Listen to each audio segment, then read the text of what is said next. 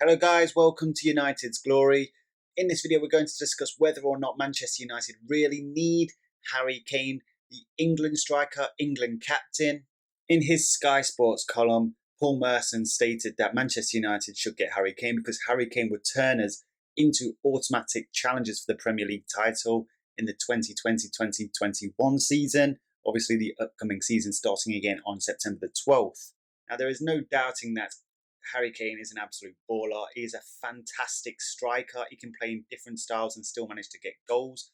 He is a great footballer. He's definitely England's best striker as of the moment. His goals record over the past few seasons when fit has been utterly brilliant. But does that mean Manchester United actually need him? Well, in terms of pure ability, why wouldn't any club in the world, including the likes of Real Madrid, Barcelona, take a Harry Kane? However, it all depends on each club's individual situations, and Manchester United aren't particularly in need of a first choice striker as of right now. Anthony Martial has gone from strength to strength since Ole Gunnar Solskjaer has come into the team, and we've seen a very consistent season from Anthony Martial. Can he get better? Of course. Is he as good as Harry Kane as of the moment? No, he isn't. That is just a fact. But can he be better than Harry Kane? I believe he has the ability to do so. I believe he is a more technically gifted player than Harry Kane, but obviously there's some parts of his game that really need to come up a level to be at the level of Harry Kane. But I have seen signs of it. I started to see signs of improvement in Anthony Martial's game before the lockdown, but post-lockdown, Project Restart, I thought Anthony Martial was brilliant and one of our best players during Project Restart. He was consistent throughout all of it. Some players started to tail off at the end, but I didn't see a tail off from Anthony Martial. His hold-up play and link-up play is fantastic. We've seen better upper body strength from Anthony Martial. He's starting to score a few headers.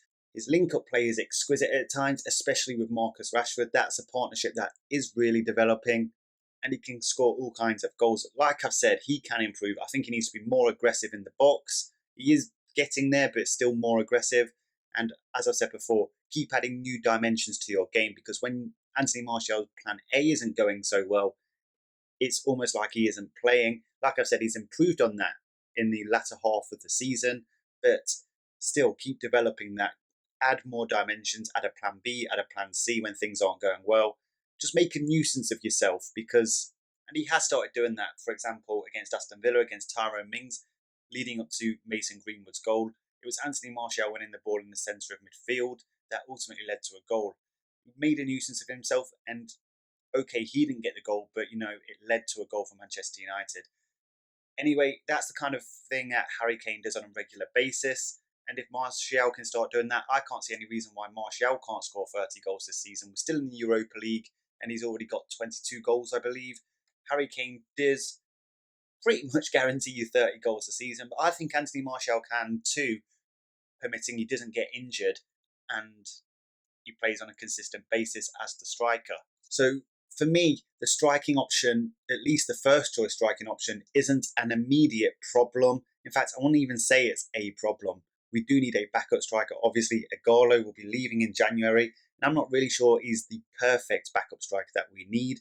We do need something different to be able to bring on if things aren't going well, if plan A and plan B are failing. And of course, all top clubs have two world-class players in each position, and that is something Manchester United need to work on. But the outlay on Harry Kane is simply what makes this just a no. We'd have to spend upwards of 100 million for what essentially would be a luxury signing at a time when really we need other positions. We're not a team that can afford to get luxury signings because we still are weak in certain positions.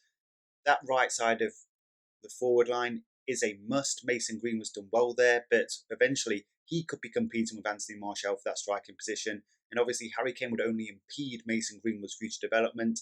And obviously even Anthony Martial's 3 years younger than Harry Kane. I mean, I say upwards of 100 million, dealing with Daniel Levy at Tottenham, I mean, it's going to set us back probably 150 to 200 million. That would leave us no funds to build the rest of the team. Jadon Sancho would be out the window, and I think Jadon Sancho's a player that we really need for a actual problem position. Then we wouldn't have any money to fund the rest of the team. We still need another attacking midfielder to compete with Bruno and Pogba. We need a defensive midfielder and possibly a centre-back. Harry Kane would demand extremely high wages. One thing I do like about him is he is a leader, and we do need a leader in that front line. Martial in Rashford could become leaders, but they're not there yet. I think they're still developing. We shouldn't expect them to be leaders. But that's why I said we should also get Jack Grealish in addition to Jadon Sancho. Not only could Grealish compete with Pogba and Bruno and fill in when they're either off form or injured, but he can also play in that front line, especially if Marcus Rashford isn't fit or needs a break.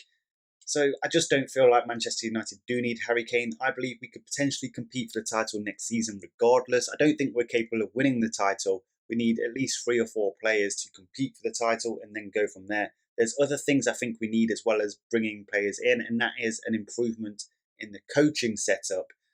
I don't think Ollie in particular needs to be a brilliant tactician as long as he has the staff behind him with those particular skill sets. Are McKenna and Carrick up to it? That's the question I ask, and I'll be covering that in a video. I remember a period in the noughties where Alex Ferguson was struggling, and tactically it looked like we were struggling. It looks like our style was starting to look dated, and he brought Carlos Queiroz in, and all of a sudden he transformed the tactics of the team, and Ferguson became more of a coach and a mentor than the tactician. It was almost like that role fell down to Carlos Queiroz. And I even noticed a noticeable drop when Carlos Queiroz left the club as well in terms of our tactics and approach to games. So back to the point of this video. Is Harry Kane a brilliant striker? Absolutely. Would you take him if you could afford a luxury striker? Absolutely. Are Manchester United in that position? No.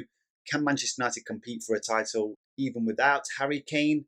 I believe so, providing we get the right players in other positions, which getting Harry Kane would only impede due to the cost of getting Harry Kane. The striking position just simply isn't a problem for Manchester United right now. Anthony Martial is doing perfectly fine in that role, and I can only see him further improving the more and more he plays. And he himself can become one of the world's best strikers. Within a year or two, Mason Greenwood can contend for that position with him, and hopefully we have that right side filled in, so Mason Greenwood won't need to occupy that right side of that forward line.